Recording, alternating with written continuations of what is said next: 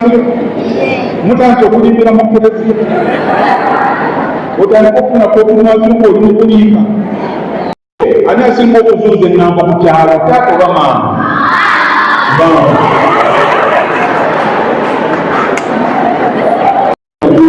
Omukama abeere nammwe.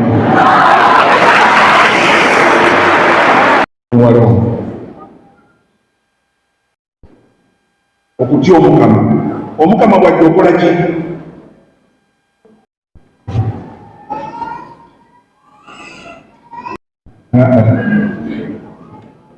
Who is your patron saint?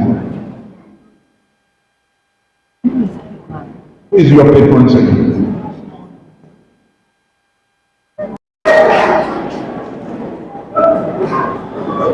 Sebo tokuba. Kansoke ebyammwe kumuyambe kali. Noweni eddala. Noweni namawigi. Nekola ki? Aliwa. Mazima. Embweka ngo tegitu. Lwakuba togirabangako. Naye ng'ogituka kubanga ogitya. Kitegeeza?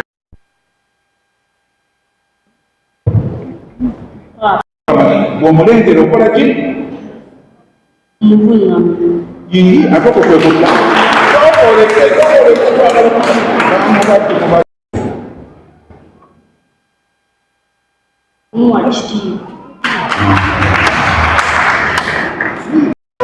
Wabula basengamu nti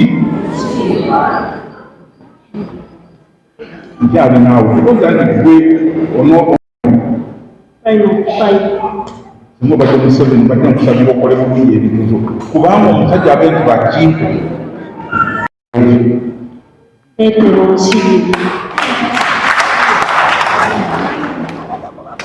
mulooza mazekabuuza kituufu awuli mutuufu. Yesu mulamu oba mufu?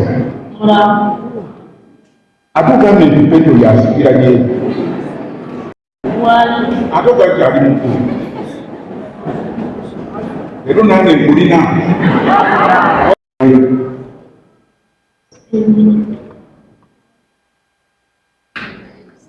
okuba mu ngalo. Ani musika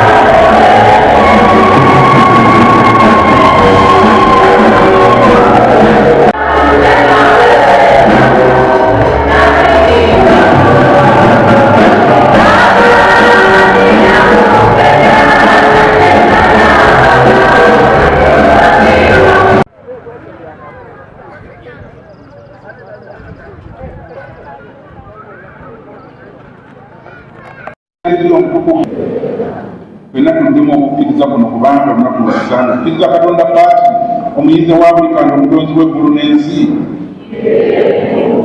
Akkiriza ne Yesu Kristo omwana yekka Mukama waffe alyogerevu gwazaala eyabonaabona n'aziikibwa n'azuukira mu bafu atudde ku mukono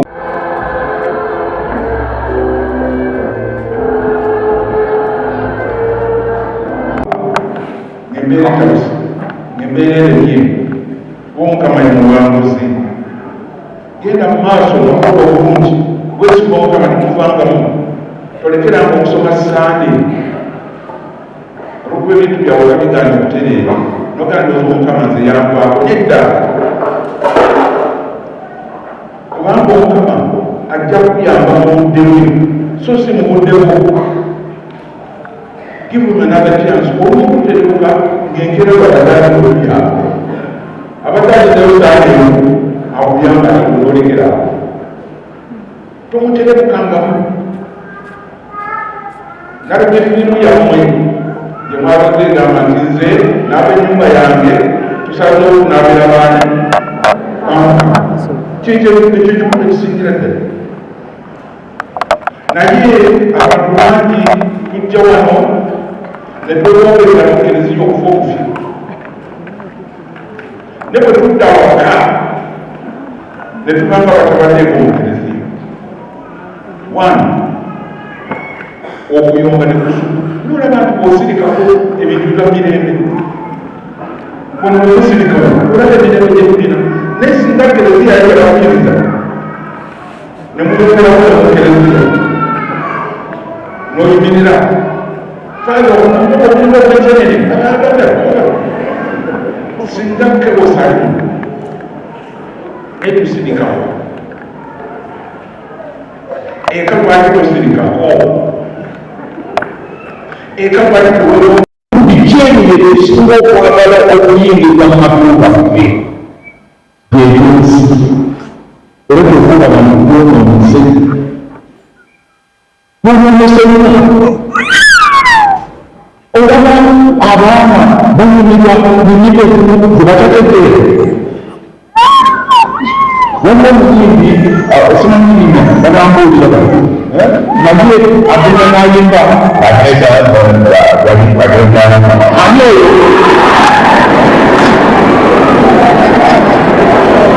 olaba bonna banaebabanemumanyi abakazi awaka temugereka baana tiki mumwene mukola mubaleke banawulira tibanalaba ki abaana gabawululika TV kati TV yekuusa okuzadde yemukugonda omwana mukiseeri bano ku TV bagenda mu Nigeria ebinajeera biriko kikuloba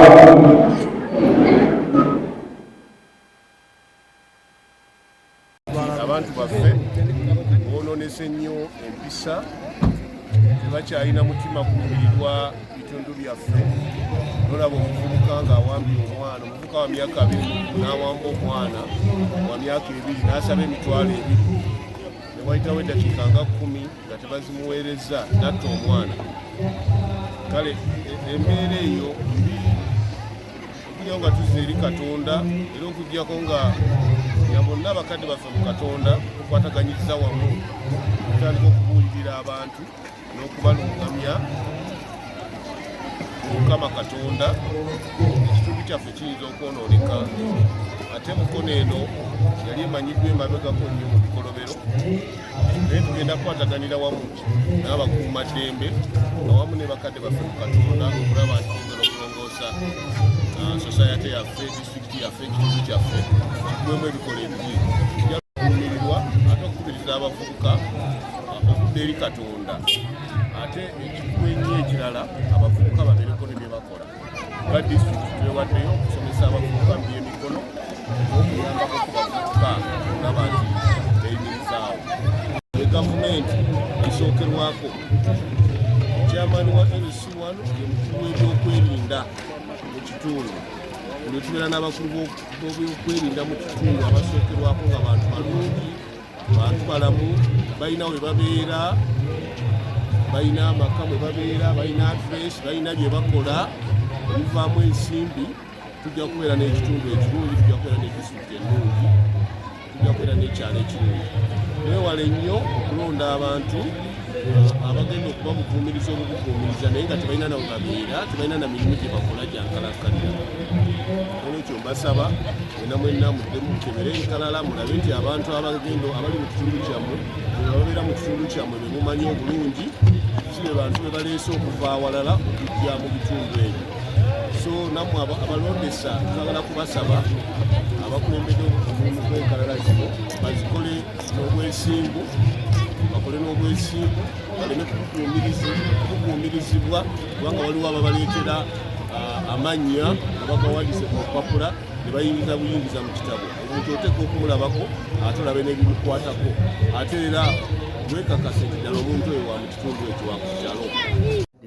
Erinnya Michael Kawadwa Ssekombo Ssabakristu ba Parish ey'Ekyabakadde nga tuli wano olwaleero tujaguza okuweza emyaka 12 kya parishi yaffe eno eggulibwawo. Parishi eno okuggulibwawo kyava mu kuteesa kwa musumba omugenzi Dr. Cyprian Kizito Lwanga ng'ayagala okuweereza Ekyabakadde wano eno n'okukkiriza kwayongeremu okusituka, n'atuleetera abaminsani bano ab'ekibiina kya Gazziano lwa Samsonist bajje batukolemu omulimu ye ekyali ekirooto kye bwe yalaba nga kutusaana bbata Kyabakadde. Twebaza nnyo, yalina vision entuufu era ddala okujja kw'abaminsani kwano tekwatuleka kye kimu nga bwe twali. Okukkiriza kweyongedde, abakristu beeyongedde, n'okukulaakulana yeeyongedde kuba kye kimu nakyo ekyali ku biruubirirwa bye okukulaakulanya ekitundu gy'ava. Ebyokulabirako okugeza essomero lyaffe essomero lye St. Cyprian bwe lyayingira mu kitundu wano lyakyusa feesi nene nnyo ku Kyabakadde nga ekyalo Kyabakadde nga kereziya kyakyukira ddala bulungi nnyo okulaba nga ekirooto ky'omukulu kyatuukirira.